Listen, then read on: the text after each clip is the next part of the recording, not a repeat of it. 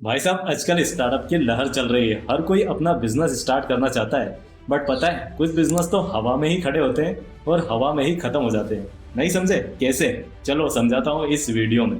आपने देखा होगा कई बार बिजनेस कैसे स्टार्ट होते हैं। मार्केट में गए, देखते हैं अच्छा ये वाली दुकान ठीक चल रही है, और वैसा का वैसा बिजनेस खड़ा कर दिया। बिजनेस खड़ा करने के बाद भाई साहब को ये भी पता नहीं है बिजनेस में कहाँ से पैसा आ रहा है और कहाँ जा रहा है। बेचारा बिजनेस तो कमा कमा के दे रहा है, बट ये वाले भाई साहब उड़ाने पे लगे हुए हैं। अपनी ज़रूरतें पूरी करने में लगे हुए हैं। महंगी गाड़ी ले आए, महंगे कपड़े, अपने शौक पूरे करना स्टार्ट कर दिया। और यहाँ तक भी नहीं रुकते, एक साथ 2 से 3 बिजनेस स्टार्ट कर देते हैं। बोले मैं दिखाऊंगा कैसे बिजनेस किया जाता है। अरे भाई साहब रुक जाओ, यदि आप भी ऐसी ही मिस्टेक कर रहे हो तो नहीं तो लाखों की चपेट लग जाएगी, फिर रोते फिरोगे कि यार भगवान मेरे साथ ही ऐसा क्यों करता है। बिजनेस करना बड़ा रिस्की है, बिजनेस नहीं करना चाहिए। मैं आज के बाद बिजनेस नहीं करूंगा। यदि आप इन सब से बचना चाहता हो तो इस चैनल को अभी सब्सक्राइब कर लो, क्योंकि तुम्हारा ये भाई स्टेप बाय स्टेप बताने वाला है कि बिजनेस में कैसे किया जाता है और किन बातों का ध्यान रखा जाता है। और इस वीडियो में हम 5 लर्निंग के बारे में बात करेंगे जो कि आपके काम आने वाली है। आप इनको जानने के बाद मात्र 1 सेकंड में ये पता लगा पाओगे कि आपके बिजनेस से कितना प्रॉफिट हो रहा है, कितना लॉस हो रहा है, कहाँ पे पैसा जा रहा है। साथ ही आप ये भी जान पाओगे कि आपको कब अपना बिजनेस ग्रो करना है, कब ब्रांच ओपन करना है, कब दूसरे बिजनेस को स्टार्ट करना है। और यदि ये सब कुछ जानना चाहते हो तो वीडियो में अंत तक बने रहिएगा।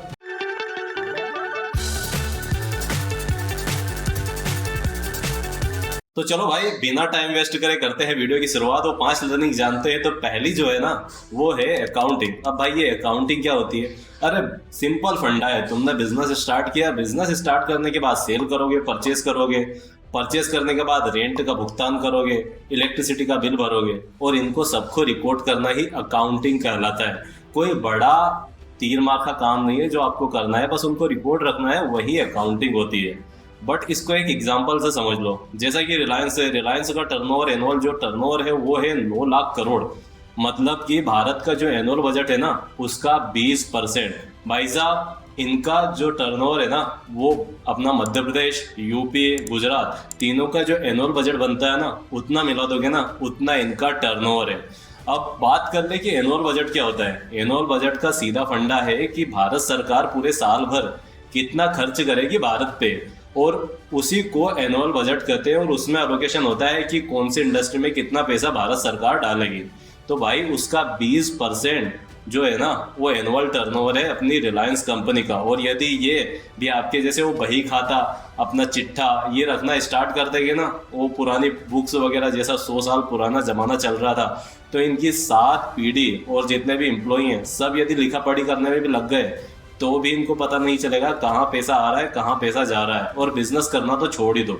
और वैसे ही यदि आप बिजनेस कर रहे हो, वही पुराना घिसा पिटा तरीका जिसमें कि एक किताब लेके बैठ गए, किससे कितना पैसा ले रहे हो, कितना दे रहे हो, लिखने बैठ गए, तो वो किसी काम का नहीं है। बस उससे ये ट्रैक रख पाओगे कि हाँ भाई किससे कितना पैसा लेना है, बस उसके लिए ठीक है। बट यदि बिजनेस को बड़ा करना है तो एआई का ज़माना चल रहा है, और एआई के ज़माने में अब आपको एआई का ही यूज़ करना पड़ेगा और सॉफ्टवेयर का भी यूज़ करना पड़ेगा। बट भाई मैंने तो अभी बिजनेस स्टार्ट किया है, तो क्या मेरे को अभी से अकाउंटेंट रखना स्टार्ट करना पड़ेगा, अभी से सॉफ्टवेयर खरीद लूँ? तो नहीं भाई, उसके लिए मैं बाद में बताऊंगा कि कौन कौन से फ्री में टूल्स हैं जिनका यूज कर सके। बट हाँ, यदि मिडिल वाला बिजनेस है, मतलब तुम्हारा टर्नओवर 20 लाख से ऊपर है और उससे बड़ा है, तो भाई अकाउंटेंट रखना और प्रॉपर अकाउंटिंग रखना स्टार्ट कर दो। क्योंकि इससे क्या पता चलेगा, हर साल तुम्हें पता रहेगा कि तुम्हारे बिजनेस से कितना प्रॉफिट हो रहा है और कितना लॉस हो रहा है। नहीं तो बिजनेस करते जाओगे और लास्ट में पता भी नहीं चलेगा कि तुम्हारी तिजोरी जो है ना, वो पूरी तरह से खाली हो गई है। तो यदि अपनी तिजोरी को बचाना चाहते हो तो अकाउंटिंग तो प्रॉपर करना स्टार्ट कर दो। इससे पता लग जाएगा कहाँ पैसा जा रहा है और कहाँ से पैसा आ रहा है, तुम्हारा बिजनेस प्रॉफिट दे रहा है या नहीं दे रहा है। और मान लो 2-4 ब्रांच खोल ली, तो 2-4 ब्रांच से भी पता लग जाएगा कौन सी ब्रांच प्रॉफिट में है, कौन सी ब्रांच लॉस में है।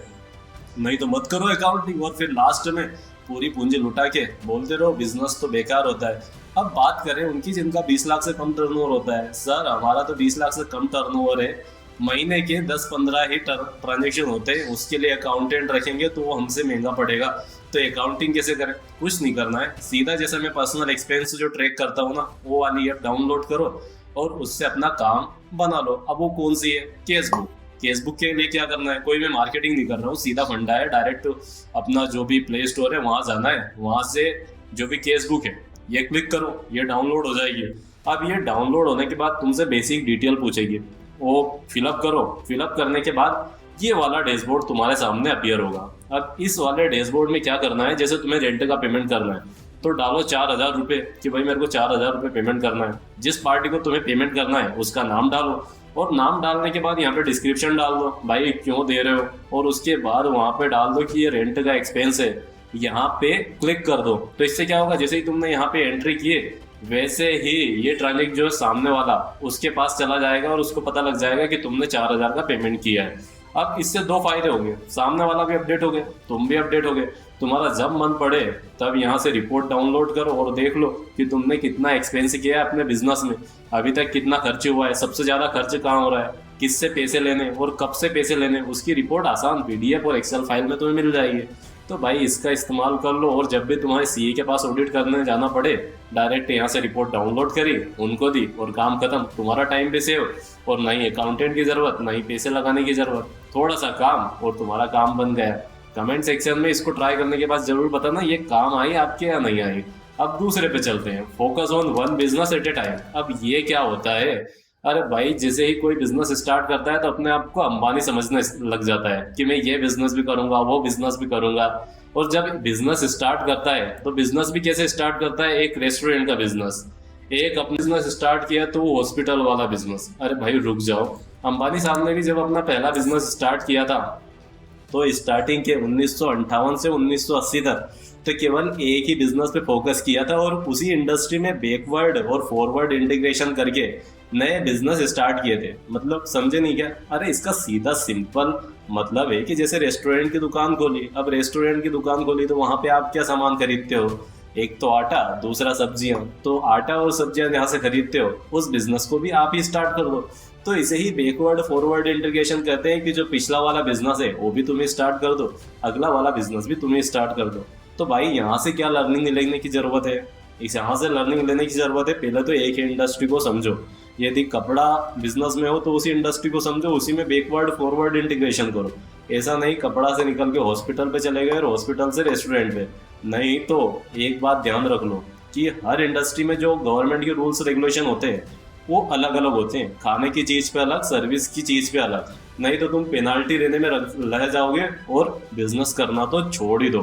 तो यदि ऐसा नहीं करना चाहते हो तो पहले तो एक बिजनेस पे फोकस करो, एक इंडस्ट्री को समझो, जब समझ जाओ तो उसको एक्सपांड करो, नई नई ब्रांच ओपन करो।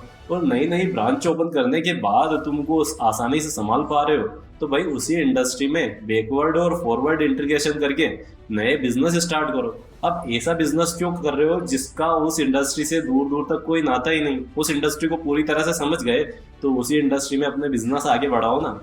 अब थर्ड जो लर्निंग है जो इस वीडियो के माध्यम से दूंगा वो है कि आपको अपने कंपनी का कल्चर जो है वो ठीक ठाक रखना है। अब यहाँ क्या है, जैसे ही नया बिजनेस हुआ वैसे ही सब समझने लगते हैं मैं तानाशाह बन गया, अब तो एम्प्लॉय से ये काम करवाऊंगा वो काम करवाऊंगा और भाई इनको टाइम से सैलरी तो कभी दूंगा नहीं।